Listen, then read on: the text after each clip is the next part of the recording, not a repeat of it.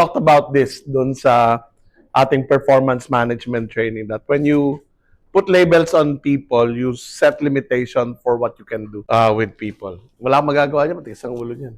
Ba, ganun yun eh. Siyempre, pag-pray mo na lang, sana mag-resign. Ganun na lang yung nangyayari. No? Nga eh, this is where adaptive leadership comes in. Eh. How do we get people to understand and appreciate why it's important for them to abide by yung rules and regulation for leaves application? Kasi to be honest, yung the way you implement your leave policy is different from how other companies implement theirs because they might not have the dependencies that you have. They might have different problems from you, no?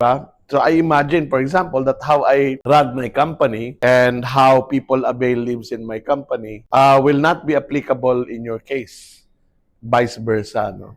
So this is where adaptive leadership really come in. Ang iniwasan natin as leaders is we become victims of people's attitude towards these things. So how do we now become agile leaders who are able to solve these kinds of problems? Yun yung kailangan natin pag-usapan. Kasi kagaya nga ng sabi ko, kung technical problem yan, implement mo yung solution, solve na yung problema. Parang dito, no, na kapag ka yung features naging available, okay na eh, di ba?